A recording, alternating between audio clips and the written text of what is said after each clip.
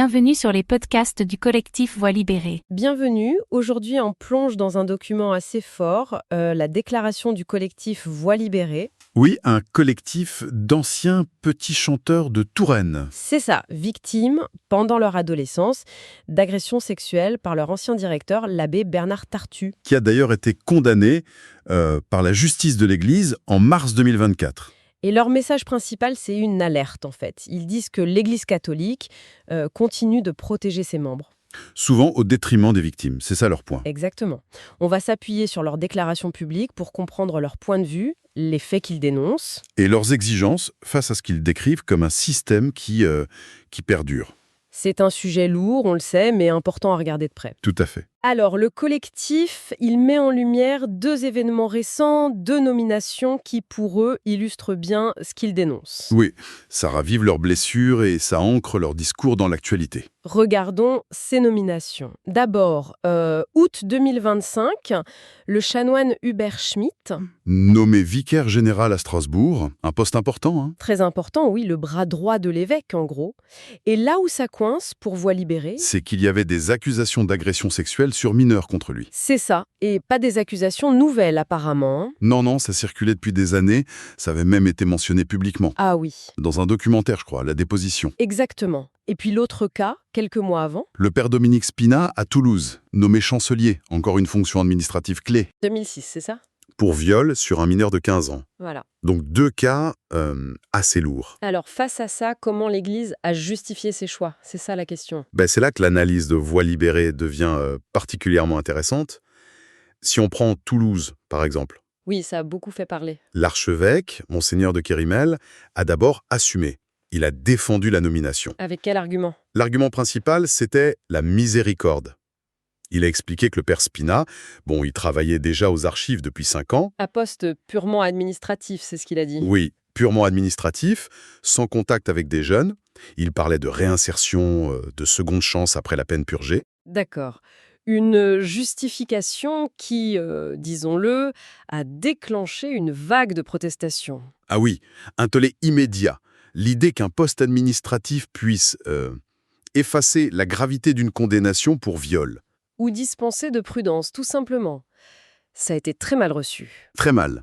Par les associations de victimes, bien sûr, Voix libérée en tête, mais aussi par beaucoup de fidèles. Et même au sein de l'Église, je crois. La conférence des évêques. Oui, la conférence des évêques de France a exprimé un malaise. La pression est montée très vite. Sur les réseaux sociaux, dans les médias. Exactement. Tellement vite et tellement fort que l'archevêque a dû revoir sa position. Il a fait marche arrière. Oui, il a annoncé le retrait de la nomination et il a publié une communication. Pour s'excuser. Oui, pour exprimer ses regrets, demander pardon aux victimes, il a reconnu que sa décision avait été vécue comme un camouflet. Un camouflet, le mot est fort. Il a parlé d'erreur d'appréciation. Une marche arrière sous la pression, donc. Mais pour Voix libérée, ce n'est pas suffisant, j'imagine. Non, pour eux, ce retrait, même s'il était nécessaire, n'efface pas le problème de fond. Ce n'est pas juste une maladresse, comme ils disent. Voilà, ils y voient autre chose. Pour eux, c'est symptomatique. Symptomatique de quoi, exactement ? De ce qu'ils appellent une culture persistante. C'est-à-dire, selon leur analyse, une tendance de l'institution à protéger ses clercs. Même ceux qui sont condamnés ou mis en cause ? Oui, même eux. Protéger les clercs avant de penser à la sécurité des victimes ou des fidèles. Et les maintenir à des postes officiels, même administratifs. Ça envoie quel message, selon eux ? Message désastreux. Que l'appartenance au clergé donnerait une sorte d'immunité, de traitement à part. Et pendant ce temps, ils soulignent le contraste avec la situation des victimes. Ah oui, c'est un point central. Pendant que l'institution gère la réintégration des clercs, les victimes, elles... Elles se débrouillent seules. En grande partie, oui.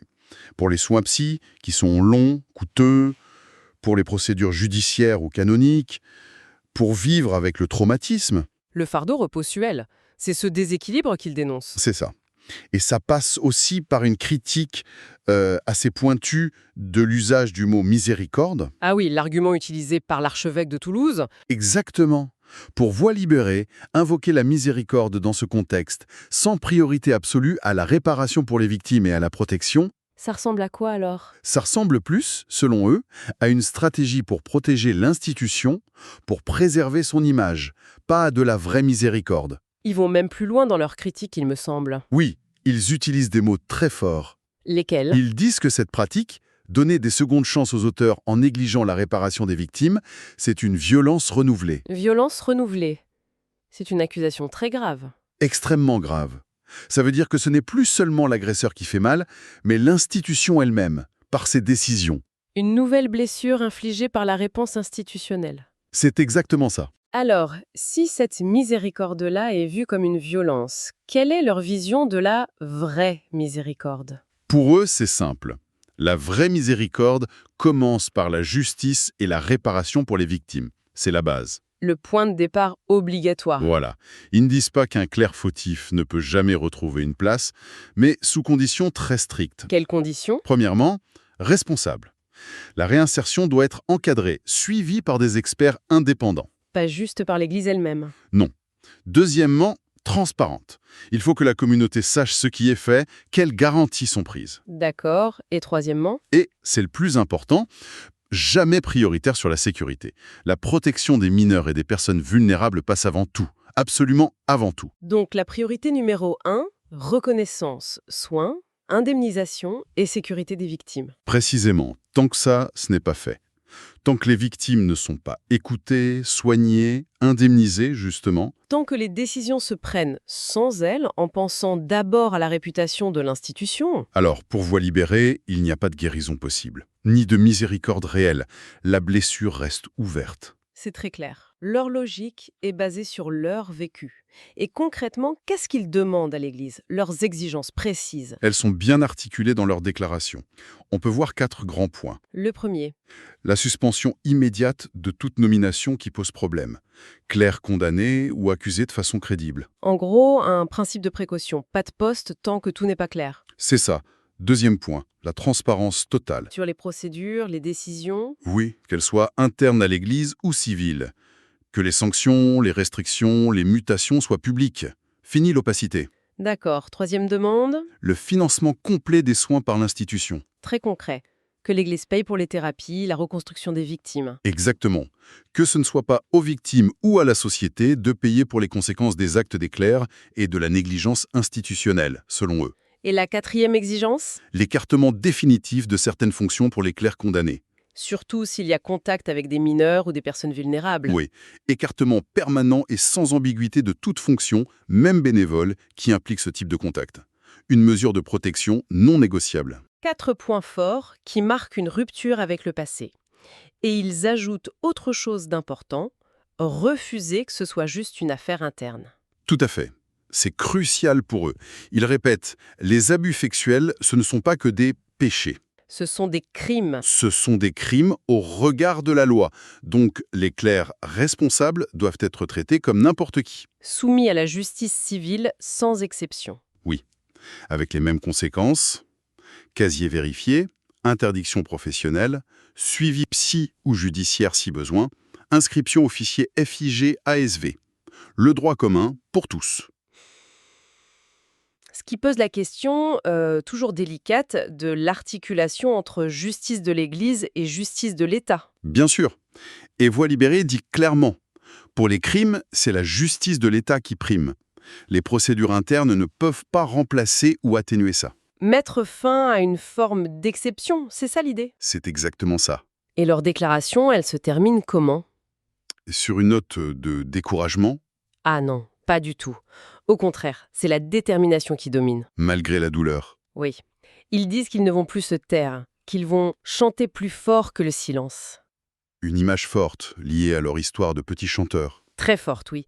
Et ils ajoutent que chaque nouvelle affaire qui ressemble à de la protection institutionnelle, chaque recul sous pression, Chaque parole qui minimise leur souffrance. tout ça renforce leur conviction que ce combat pour la vérité et la justice est nécessaire. Ils finissent d'ailleurs par une phrase assez percutante qui interpelle directement l'Église. Oui, la fidélité à l'évangile n'est pas de sauver les prêtres coupables, mais de réparer les enfants blessés. Ça recentre le débat sur ce qu'ils estiment être essentiel, en effet. Donc, pour résumer, ce que Voix libérée met en lumière, c'est cette tension très forte dans l'Église aujourd'hui.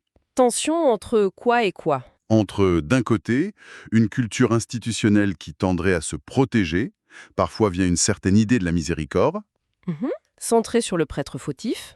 et de l'autre côté, les exigences de justice, de vérité, de réparation et de protection pour les victimes. Des exigences de plus en plus fortes. C'est un appel à un changement profond, en fait. Oui, un appel à changer de priorité et de pratique. Une conversion institutionnelle, comme on dit parfois. Et en écoutant leurs paroles, ça nous laisse avec une question de fond qui va au-delà de ce cas précis. Laquelle? Qu'est-ce que c'est une vraie responsabilité institutionnelle face à de telles failles? Au-delà des excuses, des retraits de nomination sous la pression. Comment on reconstruit la confiance, en fait? Oui, comment tenir ensemble la justice pour les victimes, la protection des plus fragiles pour l'avenir et les principes mêmes de l'institution comme la miséricorde. Mais une miséricorde qui n'oublie personne, surtout pas ceux qui ont souffert en premier lieu. C'est ça, une équation complexe et c'est le défi majeur que pose le cri de Voix libérée. Un défi qui mérite réflexion. Merci de nous avoir suivis pour cette exploration. Ce podcast a été produit et réalisé par le collectif Voix libérée. Pour nous écrire, partager ou témoigner, adressez-nous un mail à pcantores37@gmail.com. Parce que nos voix comptent. Parce que le silence n'est plus une option. Parce que la mémoire exige justice et vérité.